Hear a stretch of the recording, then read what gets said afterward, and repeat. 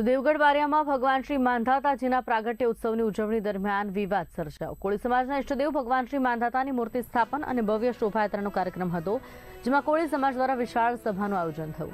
આ કાર્યક્રમ દરમિયાન પૂર્વ મંત્રી બચ્ચુ ખાબડ સ્ટેજ પર પહોંચ્યા બાદ કોની સ્પીચ છે તેવો પ્રશ્ન કરતા માહોલ તંગ બન્યો। કાર્યક્રમ રાજકીય ન હોવાના કારણે નેતાઓને સભા સંબોધનથી દૂર રાખવામાં આવ્યા હતા। બચ્ચુ ખાબડનું નામ સ્પીચમાં ન હોવાના કારણે તેઓ નારાજ થયા અને સભા સંબોધવાની માંગણી સાથે ઉગ્ર બોલાચાલી થઈ હતી। ब्रिजराज सोलंकी वीर मानधाता कोली समाज संगठन गुजरात प्रदेश युवा प्रमुख आज रोज दाहोद जिल्लाना લીમખેડા तथा देवगढ़ बारिया विस्तार में पृथ्वीपति सम्राट वीर मानधाता महाराजनी जन्म जयंती निमित्ते एक विशाल सभाનું आयोजन કરવામાં આવ્યું, જેમાં 1008 महामंडलेश्वर ऋषि भारतीजी बापूजीना आशीर्वाद સાથે આ આયોજન ખૂબ જ શાંતિથી સંપૂર્ણ થયું છે। ત્યારે सूर्यसिंहजी चौहाणना नेतृत्वमां અને જે સમગ્ર કોળી સમાજનું નેતૃત્વ છે, યુવાનો છે, એમના નેતૃત્વમાં આ આયોજન કરવામાં આવ્યું હતું। આમાં કોળી અને ઠાકોર સમાજ માટે એક બંધારણનું પણ અમલીકરણ કરવામાં આજના દિવસે આવ્યું અને સમગ્ર ગુજરાતની અંદર જ્યારે સૌથી મોટો કોળી સમાજ હોય, 3 કરોડ કરતાં પણ વધારે કોળી સમાજની વસ્તી હોય, ત્યારે કોળી સમાજ ખૂબ જ શૈક્ષણિક રીતના, આર્થિક રીતના, સામાજિક રીતના પછાત રહી ગયો છે। ત્યારે આવનારા દિવસોમાં તમામ સમાજની સાથે ખભેથી ખભો મિલાવીને, કદમથી કદમ મિલાવીને કોળી સમાજ પણ પ્રગતિ કરશે અને આગળ વધશે। જય માનધાતા, જય કોળી સમાજ।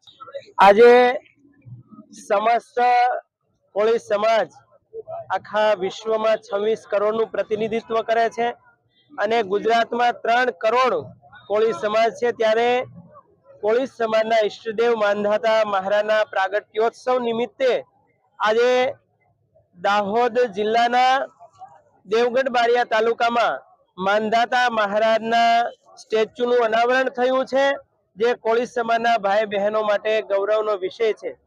આજે સંક્રાંતિના પરમ પાવન દિવસે માનધાતા મહારાજ સમસ્ત કોળી ઠાકોર સમાજ ઉપર એવા આશીર્વાદ વરસાવે કે સમાજ હંમેશા જેમ વ્યાસ મહારાજે કીધું છે, સંગે શક્તિ કલો યુગે સંગઠિત થાય અને જેમ भीम साहेब डॉक्टर भीमराव आंबेडकर साहेब कहता कि शिक्षा शरणी का दूध है, तो ए प्रमाणे शिक्षण द्वारा समाज में जागृति आवे, आ 2 कार्यों सिद्ध थाय तो आ समाज भविष्य में पावर में आवे एवी ताकत धरावी रह्यो छे।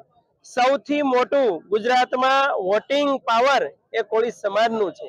ત્યારે ओबीसी समाज में અત્યારે પણ ઘોષણા થઈ છે કે समस्त ओबीसी समाज ने बंधारणना नियम प्रमाणे हजू पण वस्ती प्रमाणे 54% छे, तो 54% अनामत मळवू जोईए एनी वात आजे थई। तो हूँ पण ए वात दोहरावुं छुं, हजू 27 मळे छे तो 27 बाकी छे।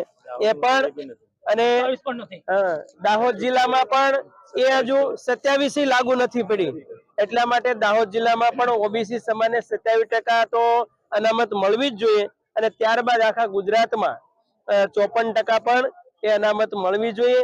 એ આજના માનધાતા જન્મોત્સવના પ્રાગટ્યોત્સવ નિમિત્તે આપણે સરકાર પાસે આશા રાખીએ।